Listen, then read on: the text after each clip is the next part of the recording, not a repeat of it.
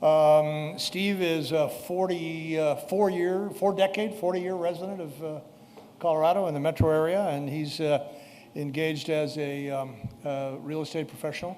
He's been selling homes within a couple of miles of I-70 for quite a long time.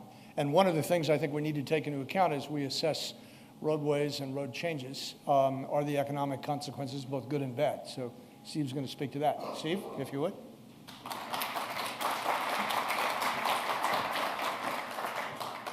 My name is Steve Kinney. Good afternoon. I'm with RE/MAX Professionals.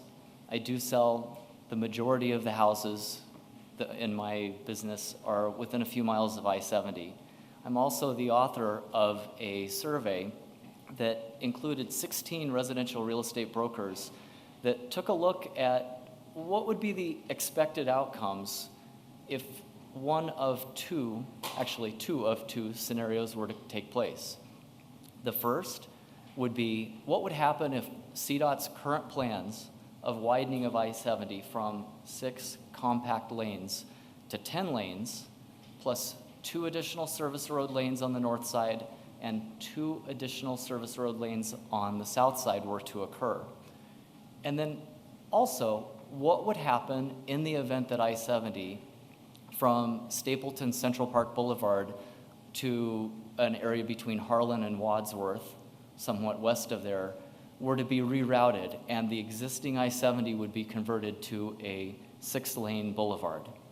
The information that is contained in that survey I think is quite compelling. I've shared it now with city council people. I've shared it with a number of realtors. I've shared it with a lot of audiences, and everybody seems to be very surprised and intrigued by it.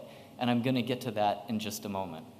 Before I do, I want to show a couple of illustrations to give a little bit of perspective about what Globeville and in particular Elyria and Swansea look like in terms of architecture and housing stock. And I also want to note that I think that if you ask the question of Central Denver real estate residential specialists, if you ask them, what do you anticipate, or which neighborhoods do you feel have been left behind in terms of appreciation over the past decade, or maybe the past 2 decades? I think that you would pretty unanimously hear that, especially for those that are within fairly tight geographical proximity of the city center, that being where we are sitting right here, right now, they would almost unanimously say Globeville, Elyria, and Swansea. I'm going to illustrate that now. So 4335 Thompson Court, it's in Swansea. It's 3 miles this direction from us here. It's a block and a half from I-70. This one is on the south side. I would say that this is an architecturally spectacular house. It's beautiful. It's 2,161 square feet above ground. It has a 4-car garage. It's on a lot that's 4 city lots, gigantic lot. And the automated valuation model, which is usually certainly within 5%, it's usually pretty darned accurate, suggests that this house today is worth $139,000. To compare it to something which I would consider to be, at least on paper, a very, very similar house in terms of size, in terms of era, in terms of build quality, and in terms of geographical proximity to downtown where we are now, is 528 Corona Street. Keep in mind that this house is two doors away from a very, very busy supermarket. This house is on a busy one-way street.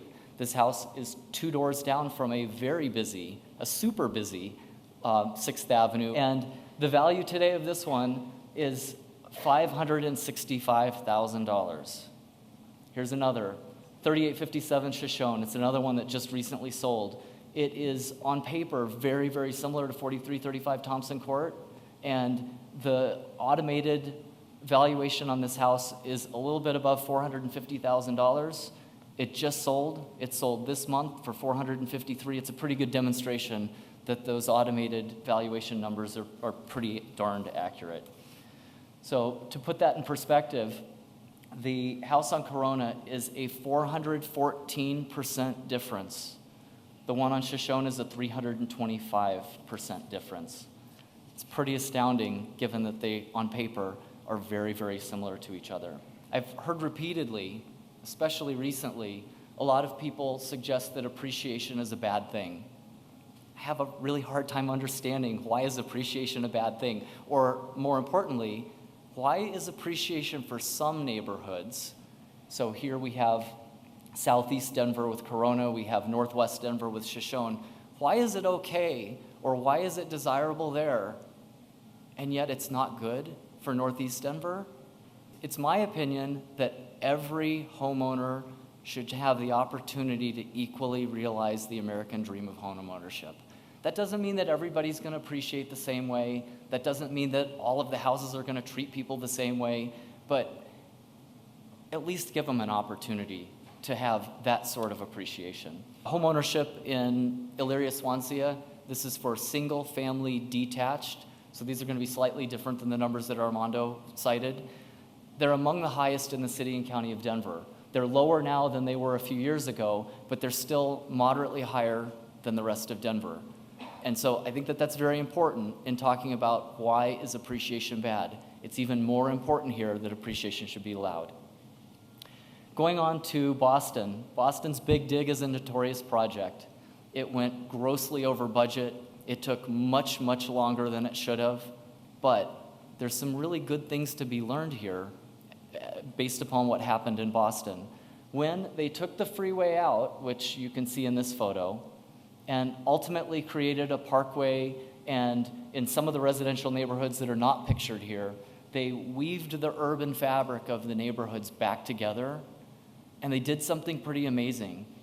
They created communities that people really wanted to live in. They created communities that were walkable, they created communities that were bikeable, and they had some really, really good appreciation. This appreciation was far, far greater than the appreciation that would have occurred just naturally over that time period. It was nearly double, and it was based upon that project. And the opportunity to bring those communities back together, to get supermarkets in there, to get people to come in and want to make investments to these properties, to get people to want to live there. So I have one more, I'll breeze through this very quickly. 4631 Columbine. This house is directly across the street from Swansea Elementary School. It's the photo that Armando had on the screen a few minutes ago. This house will most likely be torn down, as will many in this neighborhood that are architecturally significant and beautiful and wonderful homes. So this one's less than a half a block away from the freeway. Its value today is $73,000. It sold in 2010 for $57,000. It looks to me like it's been pretty well cared for. 423 Galapago, so this is over in the Baker neighborhood. This is more or less directly south of downtown. A somewhat similar house. I don't think it's as architecturally attractive. I don't think it's quite the same house, but yet the value of this one is more than $300,000. One more, 3221 Adams. This house is 2 houses off of Martin Luther King on the north side of Martin Luther King. It is more or less this direction from where we are right now. It just sold for $306,000. The automated model suggests it's worth $304,000. The differences between these is staggering as well. 422%, 417%, 201% respective. Bruce Randolph is one more that doesn't have a photo up here. That one's 201% greater. I regularly hear people say that the reason why the value has not changed in Elyria, Swansea, and Globeville is because of the trains. Indeed, there are a lot of trains going through those neighborhoods, but I would suggest it's something else. Here we have a picture of Riverfront Park. This photo is taken literally about 6 blocks from us this direction. We have many million-dollar condos, million-dollar townhomes that are spatially, literally feet off of the train tracks. It's not the train tracks that are keeping the property values down in Elyria, Swansea, and Globeville. Another common concern that I hear is proximity to industry, proximity to commercial buildings. This picture is taken in Lodi, but it's an example of one that happens in Baker, Lincoln Park, Sunnyside, Lower Highlands, many, many neighborhoods in Denver. And in the foreground on the left, we've got commercial buildings and industrial buildings. In the background, we've got million-dollar townhomes. So the real problem is the freeway. So now to the study that 16 real estate brokers helped me with. We spent a lot of time looking at this. We did a lot of evaluation, And the numbers here are really interesting.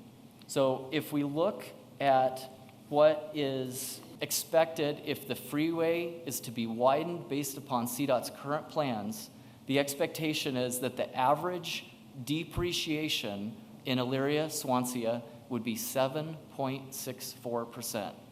Now keep in mind that's on top of virtually no appreciation over the past decade.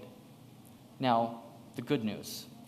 In the event that the freeway were to be rerouted onto the I-76 and I-270 routes, and the existing 6-lane I-70 freeway were to be converted to a 6-lane boulevard, the expectation is that the increases in Elyria, Swansea, and Globeville, depending upon how close these properties were to the freeway, would be between 20 and 31% increases for an average of 25.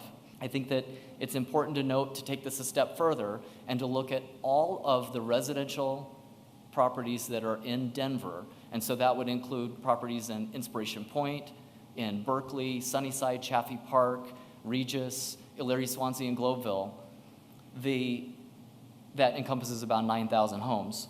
The expectation is that the average increase in value for these properties would be $17,200 in the event that the freeway was rerouted. And the reality is, those numbers are much, much lower than what the reality is in some other cities and states where they've already done this. It seems that those numbers that they're experiencing are double our numbers. This $17,200 per home translates into $158 million in increased net worth and increased value for these houses that have been otherwise held back in terms of property values. I think that there are a few things that I want to leave you with, a few things that I like to ponder, and that is that the increase of these property values would translate into roughly $1 million of annual tax revenues for the city by way of property tax. And that does not remotely count any commercial properties, and the implications to the commercial properties are probably 5 or 10-fold greater than it is for the residential properties. Thank you very much. Steve, thank you very much. That was sort of one end of the economic spectrum. Steve made a point that eliminating freeways, one, can be done, and two, what it contributes to is weaving the urban fabric back together again. And then the benefit of doing that, he demonstrated from a market perspective, is that it can increase, in this instance, land values by an average of 25%.